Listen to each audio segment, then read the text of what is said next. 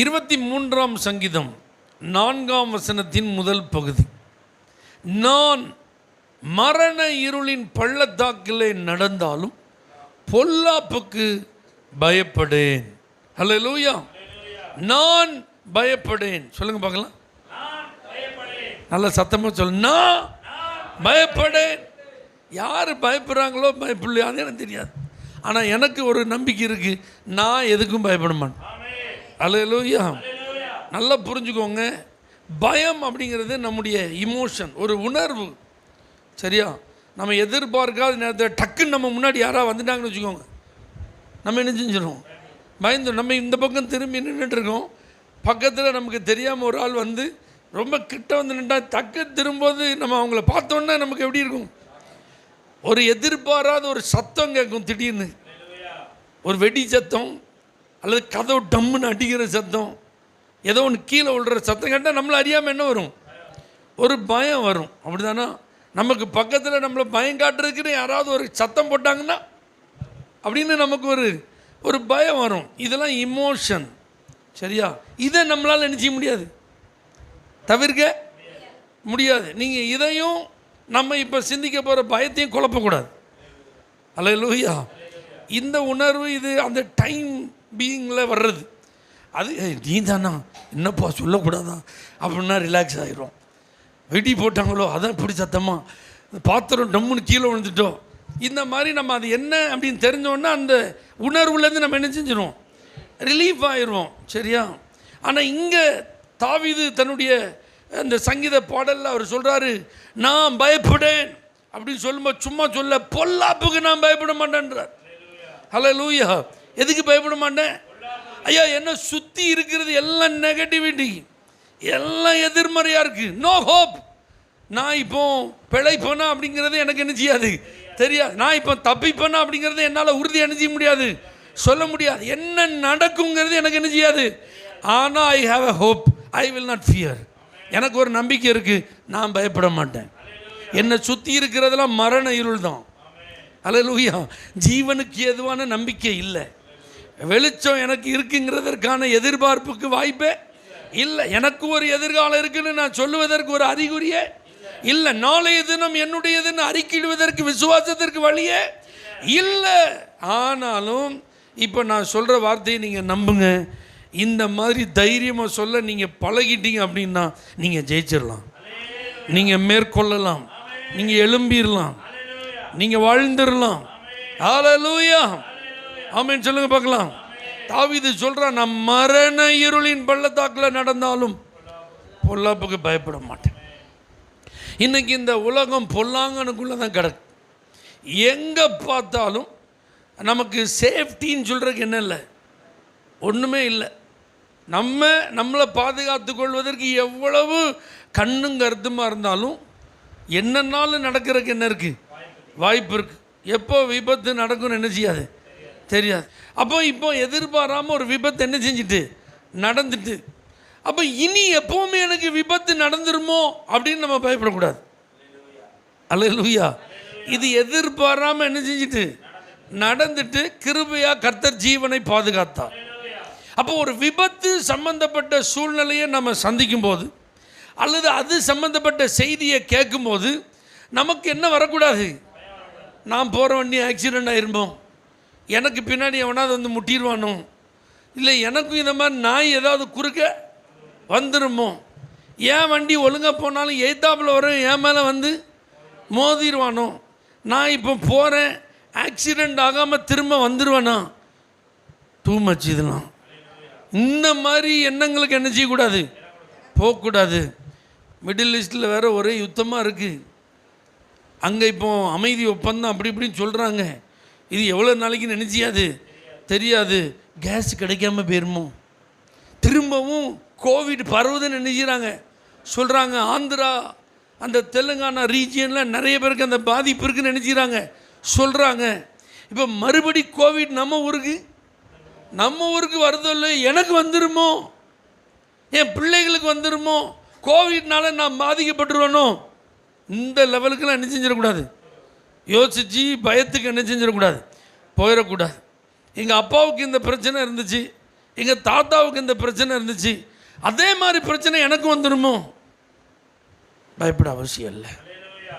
இது பரம்பரை வியாதின்னு சொல்கிறாங்க. எங்கள் குடும்பத்தில் எல்லாருக்குமே இந்த வியாதி என்ன செஞ்சிருக்கு, இருந்திருக்கு. அப்போ எனக்கும் இந்த வயசு வந்தோன்னே எனக்கும் இந்த வியாதி வந்துடுமோ? நான் பயப்படேன். பொல்லாப்புக்கு நான் பயப்படேன். அல்லேலூயா. பரம்பரை வியாதியை குறித்து நான் என்ன செய்ய மாட்டேன், பயப்பட மாட்டேன். யாருக்கும் ஒருத்தருக்கு சம்பவித்ததுனால அது எனக்கும் சம்பவிக்கும் நான் என்ன செய்ய மாட்டேன், பயப்பட மாட்டேன். எங்கோ அது நடந்ததுனால அது நான் இருக்கும் இடத்துலையும் நடக்கும் என்று நான் என்ன செய்ய மாட்டேன், பயப்பட மாட்டேன். அல்லேலூயா.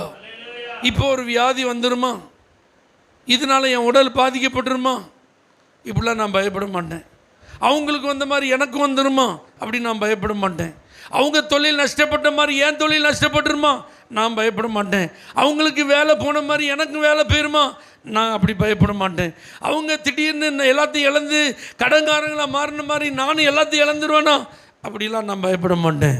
எந்த பொல்லாப்புக்கும் நான் நினைச்ச மாட்டேன், பயப்பட மாட்டேன். அல்லேலூயா. நல்லா புரிஞ்சுக்கோங்க தேவனுடைய பிள்ளைகளே, நாம் இருக்கும் சூழ்நிலையில் ஒரு நாள் நமக்கு தீமை வராதுன்னு நான் சொல்லலை, உங்களுக்கு தீங்கு நேரிடாதுன்னு நான் நினைச்சல சொல்லலை. நம்மை சுற்றிலும் தீங்கோ அல்லது நமக்கே தீங்கு நேரிட்டாலும் நமக்கு விடுதலையும் ஒரு அற்புதமும் ஆண்டவரிடத்தில் இருக்கிறது. கர்த்தர் எனக்கு சகாயர், நான் பயப்படேன். அப்படின்னா என்ன அர்த்தம், அவர் எனக்கு அதில் உதவி செய்கிறவர். அதனால தான் சொல்ல, நான் போகிறது மரணின் பள்ளத்தாக்கு தான், ஆனால் நான் பயப்பட மாட்டேன். ஏன், அவர் இருக்கிறாரு, அவர் எல்லாத்தையும் பார்த்துக்கிடுவார். என்னை காப்பாற்ற வேண்டியது அவர் வேலை, என்னை பராமரிப்பது அவருடைய வேலை, என்னை பாதுகாப்பது அவருடைய கடமை. ஏன்னா நான் அவர் கைக்குள்ளான ஒரு ஆடு. இந்த சங்கீதத்தை தாவீது சொல்லும்போது சொல்ல, கர்த்தர் என் மேய்ப்பன்றார். அப்படிதானா? அதனால தான் நான் பயப்பட மாட்டேன்றார். இதில் ஒரு ரொம்ப ஆச்சரியமான ஒரு விஷயம் என்ன அப்படின்னா, ஆடு அப்படின்னு சொல்லி இவர் தன்னையும் மேய்ப்பன் அப்படின்னு சொல்லி தேவனையும் ஒப்பிட்டு பாடுறார். அப்படிதானா? ஏசப்பா சொல்லும்போது சொன்னாங்க, எப்பா நீங்களாம் ஆடுகள், ஆனால் உங்களெல்லாம் எதுக்குள்ளே அனுப்புகிறேன் சொல்லுங்க, உங்களெல்லாம் எதுக்குள்ளே அனுப்புகிறேன்? இப்போ சொல்லுங்கள், ஆடு ஜெயிக்குமா ஓனாய் ஜெயிக்குமா? ஓனாய் தான் ஜெயிக்கும். ஆனால் கர்த்தர் நம்மளெல்லாம் எப்பா நீ சேஃப் ஜோனில் இருக்கிற மாதிரி, கம்ஃபர்ட் ஜோனில் இருக்கிற மாதிரி கம்ஃபர்டபுளான ஏரியாவுக்கு ஒன்று என்ன செய்கிறேன், அனுப்புகிறேன்னு சொல்லலை. ஒன்று எங்கே தான் அனுப்புகிறேன்றாரு, ஓநாய்களுக்கு நடுவில் தான் அனுப்புகிறேன்றார். ஆமாம் சொல்லுங்க. அப்போ ஓநாயினுடைய கேரக்டர் என்னது? கடிப்பது, பீறி போடுவது, துரத்துவது, கொல்ல முயற்சிப்பது, அழிப்பது. அப்படிதானா? இப்போ ஆடோட டைப் சொல்லுங்க. ஆடு மிரட்டுமா, அப்படி மிரட்டுமா, உருமுமா? சொல்லுங்க, பயந்து தான் ஓடும். ஆடு அந்த ஓநாய் விரட்டலுக்கு தப்புற அளவுக்கு மான் மாதிரி ஓடக்கூடியதா? ஓட முடியாது. இந்த ஆடு எங்கேயாவது போய் தன்னை மறைத்துக்கொள்ள ஏதாவது வாய்ப்பு இருக்குமான்னு தேடக்கூடியதா? ஆனால் ஆண்டவர் சொல்கிறாரு, அந்த ஆடு மாதிரி உன்னைய நான் யாருக்குள்ள அனுப்புகிறேன். அல்லேலூயா. அப்படின்னா நல்லா புரிஞ்சுக்கோங்க, நம்முடைய பாதுகாப்பின் ரகசியம், நாம் பயப்படாமல் இருப்பதற்கான ரகசியம், நாம் எவ்வளவு வலிமையானவர்கள், நாம் எவ்வளவு திறன் உள்ளவர்கள் என்பதில் அல்ல, நாம் யாரை சார்ந்திருக்கிறோம் என்பதில் இருக்கிறோம். அப்போ ஆடு அப்படின்னாலே அந்த ஆடு யாரை தான் சார்ந்திருக்கும்? மேய்ப்பனை தான் சார்ந்திருக்கும். எத்தனை பேர் நான் சொல்கிறது புரியுது? அல்லேலூயா. ஆடுக்கு ஓனாய் வந்தாலும் கவலை கிடையாது, கரடி வந்தாலும் கவலை கிடையாது, சிங்கம் வந்தாலும் கவலை கிடையாது. அதுக்கெல்லாம் யார் பொறுப்பு? ஏன்னா இவன் ஒரு மேய்ப்பனாக இருந்தவன். இந்த சங்கீதத்தை பாடின தாவீது லிட்டரலாக எழுத்தின்படி மேய்ப்பனாக இருந்தவன். தன்னுடைய தகப்பனாருக்கு இருந்த அந்த கொஞ்ச ஆடுகளை அவன் சில ஆண்டுகள் வளர்த்து பராமரித்து பாதுகாத்தவன். அப்போ அந்த ஆடுக்காக அவன் என்னெல்லாம் செஞ்சாங்கிறது தெரியும். அதனால தான் சவுல் முன்னாடி கோலியாத்தை காலி பண்ணுறதுக்கு டெஸ்டிமோனி சொல்கிறான், ஒரு விசை சிங்கம் வந்தது, ஒரு விசை கரடி வந்தது. அப்போ இவர் தான் மேய்ப்பன். இவர் இளைஞர் தான், வயசு கம்மி தான். சிங்கத்தின் பலத்தையும் தாவீதின் பலத்தையும் ஒப்பிட்டால் கண்டிப்பாக சிங்கத்தோடு போட்டியிடுகிற பலம் யாருக்கு கிடையாது? தாவீதுக்கு கிடையாது. கரடியின் பலத்தையும் தாவீதின் பலத்தையும் ஒப்பிட்டால் ரெண்டு பேருடைய பலமும் ஒன்று அல்ல. ஆனால் வரலாறு, உண்மை சரித்திரம் என்ன சொல்லுது? அவைகளை நான் தொடர்ந்து ஆமேன் அடித்து அதனுடைய வாயில் இருந்த ஆட்டை நான் என்ன செஞ்சேன்? காப்பாற்றினேன். அதை மாதிரி தான் இவனை நான் ஜெயிப்பண்றான். அப்போ இந்த மேய்ப்பனா தன்னுடைய உயிரை பணையம் வச்சு அந்த ஆட்டுக்கு ஒரு ஆபத்து வந்தபோது, அந்த ஆடு இப்போ சிங்கத்தின் வாயில் கடிபட்டு இருக்கு. சிங்கம் கடிச்சதுன்னா செல்லம்மாவா கடிக்கும்? சிங்கம் கடிக்குதுன்னா இங்கே கடிச்சா வலிக்கக்கூடாதுங்கிற இடத்துலையா கடிக்கும்? சிங்கம் இதுதான் எனக்கு இறை, இன்னைக்கு எனக்கு கிடைச்ச இந்த இறையை நான் என்ன செய்யக்கூடாது, மிஸ் பண்ணக்கூடாதுன்னு அது தன்னுடைய முழு பலத்தையும் உபயோகப்படுத்தி தான் அது பாஞ்சிருக்கும். அது பல்ல வச்சு பற்றி பிடிச்சிருந்ததுன்னா அது ஈஸியாக ஸ்லிப் ஆகிற மாதிரி என்ன செஞ்சிருக்காது. அது என் வாயிலேருந்து இனிமே இது தப்பவே கூடாதுங்கிற நோக்கத்தில் தான் பிடிச்சிருந்துருக்கும். ஆனால் அன்றைய மேய்ப்பன் தாவீது, நீ எவ்வளவு வலிமையோடு என் ஆட்டை பிடிச்சிருந்தாலும் என் ஆட்டுக்கு உயிர் சேதம் வராதபடிக்கு உன் வாயின் பிடியிலிருந்து காப்பாற்ற என்னால் முடியும்னு சொல்லி அன்னைக்கு செயல்பட்டது உண்மைன்னா, இன்னைக்கு இயேசுவின் நாமத்தில் சொல்கிறேன், தாவீதை காட்டிலும் பெரிய தேவன் அவர், வல்லமையுள்ள தேவன் அவர். உங்கள் ஜீவனுக்காக தன்னுடைய ஜீவனை கொடுத்தவர், உங்கள் ஆரோக்கியத்திற்காக தன்னுடைய உடலிலே காயங்களை ஏற்றவர், உங்களை மீட்பதற்காக தன்னுடைய உதிரத்தின் கடைசி சொட்டையும் ஊற்றினவர் அவர். அல்லேலூயா. உங்களை காப்பாற்ற மாட்டாரா? உங்களை விடுவிக்க மாட்டாரா? உங்களுக்கு உதவி செய்ய மாட்டாரா? உங்களை சுற்றி இருக்கிற எதிர்மறையான காரியங்களை கர்த்தரால மாற்ற முடியாதா? கண்டிப்பாக முடியுங்க, கண்டிப்பாக முடியும். நீங்கள் இதெல்லாம் நம்பணும், நீங்கள் இதெல்லாம் விசுவாசிக்கணும். நமக்கு பேரே விசுவாசிகள் தான். அல்லேலூயா. சிங்கங்களின் வாய்களை கட்டி போட்டார் தானியேலுக்காக.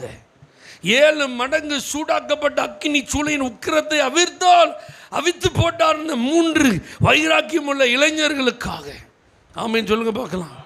அல்லேலூயா. பெரும் படையோடு திரண்டு வந்த பார்வோனுடைய சேனைக்கு ஆண்டவர் இஸ்ரவேல் ஜனங்களை தப்புவித்தார். அல்லேலூயா. அதே ஆண்டவர் தான் இன்னைக்கு உயிரோடு இருக்கிறாரு. காப்பாற்றுவாரா? தப்பு பண்ணுவாரா? உங்களுக்கு சேதம் வராமல் காப்பாரா? உனக்கு விரோதமாய் உருவாக்கப்படும் எந்த ஆயுதமும் வாய்க்காதே. உன் பக்கத்தில் 1000 உன் வலது பக்கத்தில் 10,000 விழுந்தாலும் அது உன்னை என்ன செய்யாது, அணுகாது. பொல்லாப்பு உனக்கு நேரிடாது, வாதை உன் கூடாரத்தை அணுகாது. ஆமென் சொல்லுங்க பார்க்கலாம். ஹல்லேலூயா. அதனால் நமக்கு இந்த மாதிரி உணர்வை தாண்டி ஸ்பிரிட் ஆஃப் ஃபியர் வந்துடக்கூடாது, பய ஆவி வந்துடக்கூடாது. அந்த பய ஆவி வர்ற மாதிரி தெரிஞ்சதுன்னா அது சிந்தையில் தான் ஃபஸ்ட்டு ஸ்டார்ட் ஆகும். ஆமென் சொல்லுங்கள். அப்போ இந்த சிந்தையை கட்டுப்படுத்தக்கூடிய ஆற்றலை கர்த்தர் யாருக்கு தந்திருக்கிறார்? நமக்கு தந்திருக்கிறார். விசுவாசிக்கிறீங்களா? இதை நீங்கள் தான் உடனே அதை சுவிட்ச் ஆஃப் பண்ணணும். அப்படி தானே? இப்போ டிவி பார்த்துருக்குன்னு வச்சுக்கோங்க. டிவி பார்த்துருக்கும்போது ஒரு சேனல் நாம் விரும்புகிற சேனல் பார்க்கணும், சரியா? அந்த சேனலை பார்க்கும்போது ஒரு சேனல் நம்ம பார்க்க விரும்பலை, அது வருது. உடனே ஐயோ இது வந்துட்டு அப்போ அப்படியே சொல்லுவோம். எந்த ஹெசிடேஷன் இல்லாமல் டக்குன்னு அடுத்த சேனல் மாற்றிடும். ஏன்னா ரிமோட் யார்கிட்ட இருக்குது? நம்ம கையில் இருக்குது. நம்ம விரும்பாததை டக்குன்னு அகற்றிட்டு நாம் விரும்பி பார்க்கணுங்கிறதுக்கு சுவிட்ச் ஆன் பண்ணுறோம், அவ்வளோதான். இதுக்கு பாஸ்டர் ப்ளீஸ் எக்ஸ்கியூஸ் மீ அப்படி சொல்லுவோமா? வேறு யாரையா ஹெல்ப்பு கூப்பிடுவோமா? இல்லை. நாமே இது நமக்கு தேவையில்லை, நமக்கு தேவையானது அடுத்த சேனல், அப்போ அதை நம்ம சுவிட்ச் ஆன் பண்ணுறோம், ரைட்? இதை மாதிரி நாம் பயப்பட வேண்டிய ஆள் கிடையாது. உலகத்தில் இருக்கிறவனிலும் அவனை காட்டிலும் பெரிய ஒரு ஆண்டவர் ஏன் கூட இருக்கிறாரு. அப்போ அவனுடைய ஆதிக்கங்கள் என் மேலே ஒன்றும் நினைச்ச முடியாது. என் நிழலை கூட அவனால் நினைச்ச முடியாது, தொட முடியாது. என் எல்லைக்குள்ளே அவனால் நினைச்ச முடியாது, நுழைய முடியாது. பொறாமையோ எரிச்சலோ வன்கண்ணோ தீவனையோ எதுனாலும் இருக்கட்டும், என்ன பெரிய மந்திரவாதி வச்சு மந்திரவாதம் பண்ணட்டுமே, நான் கர்த்தருடைய செட்டையின் நிழலுக்குள் இருக்கிற தேவ பிள்ளை, உன்னதமானவரின் மறைவில் இருக்கிற ஒரு தேவ பிள்ளை. அப்படின்னா என்ன அர்த்தம்? நானும் ஆண்டவரும் நெருக்கமாக இருக்கிறோம். அவருடைய சிறகுகளின் நிழலுக்குள்ளே தான் நான் இருக்கிறேன், அவர் செட்டையின் நிழலுக்குள்ளே தான் நான் இருக்கிறேன். நானும் ஆண்டவர் எங்கேயோ இல்லை. அல்லேலூயா. அவர் எங்கூட இருக்கிறார், நான் அவர் கூட இருக்கிறேன். அவர் தம்முடைய கரத்தின் நிழலினால் என்னை மூடுகிறார். தீங்கு எனக்கு வரக்கூடாதுங்கிறதுக்காகவே தம்முடைய கூடாரத்தின் மறைவில் என்னை ஒளித்து வைக்கிறார். அப்போ எனக்கு ஆபத்து வருதுங்கிறது எனக்கே தெரில. எத்தனை பேர் இதை ஒத்துக்கிறீங்க? நம்ம நினச்சிட்டு இருக்கோம் திடீர்னு எவனோ மோத வந்துட்டான்னு நல்ல வேலை பிரேக் போட்டு நின்றுட்டேன் பாஸ்டர், இல்லாட்டி அப்படியே தூக்கி என்ன செஞ்சுருப்பாங்க அப்படின்னு நம்ம ஒரு தடவை சொல்கிறோம். ஆனால் எத்தனையோ தடவை நமக்கே தெரியாமல் ஒருத்தனை தூரத்தில் ஆண்டவர் பிரேக் போட வச்சுட்டார். அல்லேலூயா. எத்தனையோ தடவை நமக்கே தெரியாமல் நிறைய தீங்குகள் நம்மை நெருங்க விடாமல் கர்த்தரே தடுத்திருக்கிறார். நிறைய நேரம் அது நமக்கு தெரியல, நிறைய நேரம் அது நம்ம கண்ணுக்கு ஆண்டவர் காட்டலை. அதான் உண்மையை தவிர இரவும் பகலும் இதோ இஸ்ரவேலை காக்கிறவர் உறங்குகிறதும் இல்லை தூங்குகிறதும் இல்லை. அதனால நல்லா புரிஞ்சுக்கோங்க, வாழ்க்கையில் அப்ஸ் அண்ட் டவுன்ஸ் இருக்கும், ஏற்ற இறக்கங்கள் இருக்கும், வெற்றி தோல்விகள் இருக்கும், லாப நஷ்டங்கள் இருக்கும், இன்ப துன்பங்கள் இருக்கும், கண்ணீரும் களிப்பும் இருக்கும். இதெல்லாம் கலந்தது தான் எனது லைஃப். ஆனால் இவைகளுக்கு மத்தியில் நான் எப்படி நடந்து கொள்ளுகிறேன்? நான் பயப்படேன். தாவீதை தொடர்ந்து துரத்தி கொண்டே இருந்தான் சத்துரு. அவனுடைய பிராணனை வாங்கிறது தான் அப்படிங்கிறது தான் அவர்களுடைய நோக்கமும் திட்டமுமாக இருந்தது. அவன் எங்கே பதங்கி இருக்கிறான் என்பதை அறிந்து அவனை கொல்வதற்கு எத்தனை தந்திரமான சூழ்ச்சிகள். ஆனால் எங்கேயாவது தாவீது மாட்டினானா? ஒரு இடத்துல கூட மாட்டலை. அல்லேலூயா. காரணம் என்ன? அவனுடைய திறமையா, அவனுடைய சாமர்த்தியமா, அவனுடைய புத்தி கூர்மையா, அவனுடைய ஞானமான செயலா? அந்த சத்துருவை அவன்கிட்ட நெருங்க விடாமல் தடுத்த தேவன்.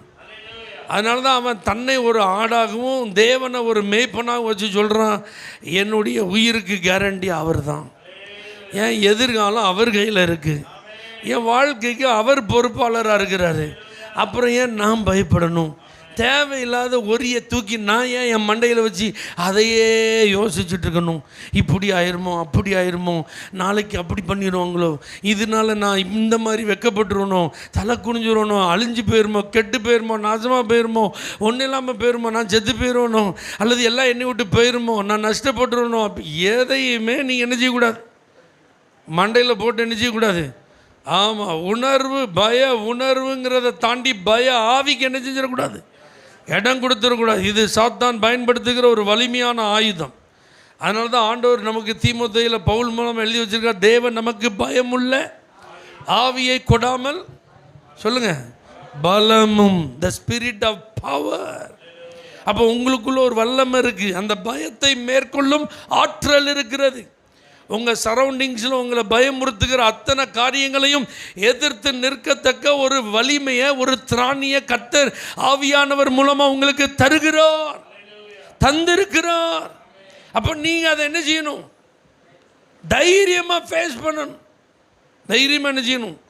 எல்லாத்தையும் இழந்து போனதுக்கப்புறம் தான் பைபிள் சொல்லுது, தாவீது கர்த்தருக்குள் தன்னை திடப்படுத்தி கொண்டான். அல்லேலூயா. அதுக்கப்புறம் தான் ஆண்டுடைய வார்த்தையை கேட்குறான், தொடர்ந்து போகலாமா, இதை நான் பின்தொடர்ந்து போனால் அது எனக்கு கிடைக்குமா? யோசிச்சு பாருங்கள். சட்டையை கிழிச்சாச்சு, தலையில் மண்ணள்ளி போட்டாச்சு, அழுது புலம்பி பலனே இல்லாமல் தரையில் உருண்டு கிடந்து இப்போ மணிக்கணக்காக நேரம் போயிட்டு அப்படியே போச்சான். அவ்வளோ பேர் கல்லை தூக்கி நிற்கிறான். இந்த பிரச்சனைக்கு நீ தாண்டா காரணம், உன்னையை நம்பி தான் எங்கள் குடும்பத்தில் நாங்கள் இழந்துட்டோன்னா 600 பேரை கல்லோடு நிற்கிறான். இப்போ தாவீது, எரிங்கடா எரிங்க, ஆமாம் நான் தான் காரணம் அப்படின்னு சொல்லிட்டு இதோட நான் செத்து போயிடுறேன் அப்படியே சொன்னான். 600 பேர் அவன் பார்க்கவே இல்லை. 600 பேரில் அந்த கையில் கல் வச்சுருந்தான் பார்த்தீங்களா, அந்த கல்லை பார்க்கவே இல்லை. அவங்கள பார்த்து நீங்களாம் ஒரு மனுஷனா அப்படின்லாம் பேசவே இல்லை. துரோகிகளா, நல்ல காலத்துலலாம் என் கூட இருந்து சாப்பிட்டீங்களாடா, இப்படி எனக்கு துக்கமான நேரத்தில் இப்படி கல்லை தூக்கி நிற்கிங்களே உங்களெல்லாம் அப்படின்னு அவங்கள்ட்ட ஃபைட் பண்ணலாம் என்ன செய்யலை. அவன் கர்த்தருக்குள்ளே தன்னை திடப்படுத்தினான், எழுந்தான், தேவனிடத்தில் போனான், விசாரித்தான், பதிலை பெற்றான், திருப்பி கொண்டான். ஆமென் சொல்லுங்க பார்க்கலாம். அப்போ நம்ம சுற்றி நடக்கிற நிறைய காரியங்களுக்கு இப்படிலாம் நம்ம பொறுப்படுத்திட்டு அங்கே இங்கெல்லாம் அலைஞ்சி அவன் இவன்லாம் சொல்லிட்டு இருக்கிறத விட்டுட்டு முதல்ல என்ன செய்யணும்? உங்களை திடப்படுத்தி கொள்ளணும், உங்களை தைரியப்படுத்திக்கிடணும். உங்களை தேற்றுவதற்கு ஒரு 10 பேர் உட்காந்து, கவலைப்படாதீங்க சிஸ்டர், பிரதர், ஒன்றும் அழாதீங்க, கர்த்தர் இருக்கிறாரு, அவர் பார்த்து கொள்வார் அப்படின்னு வந்து உங்களை தேத்தி ஒரு லெவலுக்கு கொண்டு வர்றதுக்கே ஒரு 3 மாதம் ஆகிற மாதிரி என்ன செஞ்சிடக்கூடாது, இருக்கக்கூடாது. அல்லேலூயா. சில பாதிப்புகள், சில கஷ்டங்கள், இழப்புகள், கண்ணீரின் அனுபவங்கள் வரும்போது உடஞ்சி போய் தான் இருப்போம், நொந்து போய் தான் இருப்போம். ஏன்னா நம்மளும் மனுஷங்க தானே, நமக்கும் ஃபீலிங்ஸ் இருக்குல்ல. அப்போ இந்த மாதிரி ஆண்டவர் எதுக்கு ஐக்கியத்தை தந்திருக்கிறார், வார்த்தையை தந்திருக்கிறார், பிரசன்னத்தை தந்திருக்கிறார், ஆவியானவரை தந்திருக்கிறார்னா அந்த வார்த்தைகளினாலே நாம் தேறுதல் அடைய, திடப்படுத்தப்பட, பயத்திலிருந்து விடுபட, மறுபடி எழும்ப, அதே நிலையிலே துவண்டு விடாதபடி, சோர்ந்து போகாதபடி, அந்த சோர்வின் ஆவி நம்மை ஆளுகை செய்ய விடாதபடி உற்சாகத்தில் எழும்ப. அதுக்குதான் கர்த்தர் நமக்கு இந்த பரிசுத்தவான்களின் ஐக்கியம், பரிசுத்த ஆவியானவர், நல்ல ஜெப அனுபவம், துதி, ஸ்தோத்திரம், இதெல்லாம் அதுக்கு தான் கர்த்தர் தந்திருக்கிறார். அப்போ நீங்கள் என்ன செய்யக்கூடாது? பயப்படக்கூடாது. அல்லேலூயா. நான் பயப்படேன், பொல்லாப்புக்கு பயப்படேன். இப்படி தான் நடக்கும். இந்த மாதிரி பாதிப்புனா இதான் இருக்கட்டுமே, கர்த்தரை மிஞ்சி என்ன நடந்துடும் பார்த்துருவோம். அல்லேலூயா. கேன்சர் 4th ஸ்டேஜ் இவ்வளோ தூரம் பரவிட்டு இன்னும் ஒன்றும் செய்ய முடியாது, காப்பாற்ற முடியாது அப்படிலாம் சொல்கிறாங்க. அந்த மாதிரி சொன்னால் அதுதான் உண்மை. அவங்க ரிப்போர்ட் படி உண்மை. உடலில் பாதிப்பு அவங்க டெஸ்ட் பண்ணாங்க, உண்மை. ஆனால் உயிர் யார் கையில் இருக்குது? எல்லா ஜீவன்களையும் சுவாசமும் யார் கையில் இருக்குது? ஒருத்தனுக்கு உயிரை கொடுப்பதும் ஒருத்தருடைய உயிரை எடுப்பதும் முடிவு பண்ணுறது யார்? கர்த்தர். வியாதி கிடையாது, விபத்து கிடையாது, கொள்ளை நோய் கிடையாது, குடும்ப பிரச்சனை கிடையாது, உங்கள் சரீரத்தில் வருகிற பலவீனம் கிடையாது, உங்களுக்கு வயது ஆகுது பார்த்தீங்கன்னா அது காரணம் கிடையாது. அல்லேலூயா. இந்த பூமியிலேருந்து என்னை எடுக்கணும்னு கர்த்தர் எதுக்கு எப்போ முடிவு பண்ணுறாரோ அப்போ தான் அந்த எண்டு. அதை விட்டுட்டு இடையில வர்ற பிரச்சனை, இடையில வர்ற வியாதி, இடையில வர்ற சங்கடங்கள், இடையில வர்ற இழப்பு, இடையில வர்ற தோல்வி, இடையில வர்ற கண்ணீர், இதெல்லாம் நம்மளை ஒன்று என்ன செய்யாது. தைரியமாக சொல்ல, நான் பயப்படேன். சொல்லுவீங்களா? அல்லேலூயா. தைரியமாக சொல்லணும். உங்களை பார்த்து உங்களுக்கு தைரியம் சொல்ல வர்றேன்னா பரவாயில்லையா, நம்ம ஆட்கள் சூப்பரியா அப்படின்னு சொல்லிட்டு வரணும். ஆமேன்னு சொல்லுங்க பார்க்கலாம். எப்பா இப்போ இருக்கிற நிலைமையை பார்த்தா இந்த ஆள் தேறி வர்றதுக்கு 3 மாதம் ஆகும் போல். நீங்களாம் போய் அந்த ஆளை கொஞ்சம் என்ன செய்யுங்க, தொடர்ந்து உற்சாகப்படுத்துங்க, அனுப்பி விடுற மாதிரி என்ன செய்யக்கூடாது, இருக்கக்கூடாது. ஆமேன்னு சொல்லுங்க பார்க்கலாம். அல்லேலூயா. அப்போ இதில் ரகசியம் வேறு ஒன்றும் இல்லை. நான் யாருக்கு கீழே இருக்குங்கிறது முக்கியம். என்னைய யார் நடத்துகிறாங்கிறது முக்கியம். நான் யாரை நம்பி இருக்குங்கிறது முக்கியம். அல்லேலூயா. உங்கள் நம்பிக்கை யார் மேலே இருக்குது? அவ்வளோ. உங்கள் பலத்தின் மேலே இருக்கா? உங்கள் பணத்தின் மேலே இருக்கா? உங்கள் திறமையின் மேலே இருக்கா? உங்களை சுற்றி இருக்கிற ஆட்கள் மேலே இருக்கா? இல்லை. ஆடு ஒரு நாள் தன்னை சார்ந்து வாழ்கிற ஒரு ஜீவன் அல்ல, மேய்ப்பனையே சார்ந்து வாழ்வர். அல்லேலூயா. அதை மாதிரி நீங்களும் நானும் யாரை சார்ந்து வாழணும்? ஆமாம். அது எதை குறித்தும் கவலைப்படாது. என்ன நீங்கள் பாருங்கள், நீங்கள் என்ன செஞ்சாலும் ஆடு அதெல்லாம் கண்டுக்கிடவே செய்யாது. அதனால் ஆண்டவர் நமக்கு நல்ல மேய்ப்பனாக இருந்து நம்மளை நடத்துகிறார். நம்முடைய வாழ்க்கைக்கு அவர் பொறுப்பாளராக இருக்கிறார். நம்முடைய ஜீவனுக்கு அவர் உத்தரவாதம் பண்ணுறார். அதனால் என்ன மரண இருளின் பள்ளத்தாக்கில் நடந்தாலும், எவ்வளோ வாழ்க்கையின் போராட்டம் நிறைந்த சூழலில் நடந்தாலும், எல்லாமே நமக்கு எதிராக இருந்தாலும், பொல்லாப்புக்கு நான் பயப்படேன். நான் பயப்படேன். சொல்லுங்கள், நான் பயப்படேன். ஏன்னா என்னுடைய மேய்ப்பர் கர்த்தர், என்னை நடத்துகிறவர் கர்த்தர், என் வாழ்க்கைக்கு பொறுப்பாளர் கர்த்தர். அல்லேலூயா. நான் அவருடைய நிழலில் இருக்கிற ஒரு தேவ பிள்ளை, அவருடைய செட்டைகளின் மறைவில் இருக்கிற தேவ பிள்ளை. எனக்கும் ஆண்டவருக்கு இடைவெளி கிடையாது. எனக்கும் ஆண்டவருக்கு இடையில் எந்த பிரிவினையும் கிடையாது. நானும் ஆண்டவர் இணைந்தே இருக்கிறோம். அதனால் தீங்கு நாள் அப்படின்னு ஒன்று வந்தால் எனக்கே தெரிலனாலும் கர்த்தர் தம்முடைய கூடாரத்தின் மறைவில் என்னை மறைத்து பாதுகாப்பார். அதனால் செக் பண்ண வேண்டியது உறவை மட்டும்தான். உங்களுக்கும் ஆண்டவருக்கு இருக்கிற உறவை மட்டும் செக் பண்ணிக்கோங்க. அவர் தான் உங்களை நடத்துகிறாரா, உங்களுக்கு மெய்ப்பராக இருக்கிறாரா? அப்படின்னா மெய்ப்பனுடைய சத்தத்தை ஆடுகள் கேட்டு அதன்படி தான் என்ன செய்யும், நடக்கும். மெய்ப்பனை தான் ஆடுகள் பின்பற்றும். இதை நீங்கள் கரெக்டாக ஃபாலோ பண்ணிடுங்க. வசனத்தை வாசித்து ஆண்டவர் காண்பிக்கிற வெளிச்சத்தில் உங்களுடைய வாழ்க்கையின் வழிகளை அமைத்து நீங்கள் நடத்தி பாருங்கள். உங்கள் வாழ்க்கையில் நீங்கள் எதை குறித்து என்ன செய்ய வேண்டாம், பயப்பட வேண்டிய அவசியமே இல்லை. நீங்கள் சொல்லுவீங்க, கர்த்தர் எனக்கு சகாயர், நான் பயப்படேன். கர்த்தர் என் ஜீவனின் பலனும் என் ரட்சிப்புமானவர், யாருக்கு பயப்படுவேன், யாருக்கு அஞ்சுவேன்? கர்த்தர் என் வலது பாரிசத்தில் இருக்கிறார், அவர் எனக்கு நிழலாக இருக்கிறார். மனுஷன் எனக்கு என்ன செய்வான்? ஒருத்தர் ஒன்றும் செய்ய முடியாது. அதனால் தைரியமாக இருங்க. உங்கள் தைரியத்தை பார்த்து நிறைய பேர் பலனடைய, தைரியமடைய உங்களை கர்த்தர் சாட்சிகள் என்ன செய்யட்டும், நிறுத்தட்டும். ஒவ்வொரு நாளும் எழுந்த உடனே காலையில் சொல்லுங்கள், நான் பயப்படேன். இந்த நாளில் நான் சந்திக்கும் எந்த சவாலுக்கு நான் பயப்படேன். எத்தனை எதிர்ப்பு இருந்தாலும் அதுக்கு நான் பயப்படேன். எத்தனை தடை வந்தாலும் நான் பயப்பட மாட்டேன். என்ன ஃபெயிலியர்னால் நான் பயப்பட மாட்டேன். என்ன லாஸ்னால் நான் பயப்பட மாட்டேன். ஏன்னா என்னை நடத்துகிற ஒரு தேவன் என்னோடு இருக்கிறார். முடிவில் எனக்கு வெற்றி இருக்குது, முடிவில் எனக்கு ஆசீர்வாதம் இருக்குது, முடிவில் சம்பூர்ணம் இருக்குது, முடிவில் சமாதானம் இருக்குது, முடிவில் ஐஸ்வர்யம் இருக்குது, முடிவில் நிச்சயமான ஒரு எதிர்காலம் எனக்கு இருக்குது. அதனால் நான் எதற்கும் என்ன செய்ய மாட்டேன், பயப்பட மாட்டேன். கண்ணில் மூடி ஜெபிப்போம். ஆண்டோடு சொல்லுங்கள், நான் பயப்பட மாட்டேன்ப்பா. நீங்கள் எனக்கு துணையாக இருக்கிறதுனால நான் பயப்பட மாட்டேன்ப்பா. நீங்கள் என் கூட இருக்கிறதுனால நான் பயப்பட மாட்டேன் ஆண்டவர். ஹல்லேலூயா. உலகத்தின் முடிவு பரியந்தமும் சகல நாட்களிலும் நான் உங்களுடனே கூட இருக்கிறேன் என்று நீங்கள் எங்களுக்கு வாக்குத்தத்தம் தந்திருக்கீங்க. அதனால் நான் பயப்பட மாட்டேன். நான் உன்னை விட்டு விலக மாட்டேன், உன்னை கைவிட மாட்டேன்னு சொல்லியிருக்கீங்க. நாங்கள் பயப்படவே மாட்டோம் ஆண்டவர். உன் வலது கையை பிடித்து நீ பயப்படாத, திகையாத, நான் உன் தேவன் என்று எங்களுக்கு உறுதி அளிச்சிருக்கீங்க. அதனால் நாங்கள் பயப்படவே மாட்டோம், பொல்லாப்புக்கு பயப்படவே மாட்டோம். எங்களை சுற்றி நடக்கிற எந்த காரியங்களும் எங்களுக்கு பாதிப்பாக இருக்க போகிறதே இல்லை. ஏன்னா நீங்கள் எங்களுடைய மேய்ப்பர், நீங்கள் எல்லாவற்றுக்கும் போதுமானவர், நீங்கள் எங்கள் வாழ்க்கைக்கு பொறுப்பாளர். ஆகவே தைரியமாய் ஒவ்வொரு நாள் நாங்கள் வாழ்ந்து உம்முடைய திருநாமத்தை மகிமைப்படுத்த உதவி செய்யும். இயேசுவின் நாமத்தில் பிதாவே, ஆமென். For prayer contact, Pastor J. Kumar, El Shaddai Ministries, 9500252586, Surandai.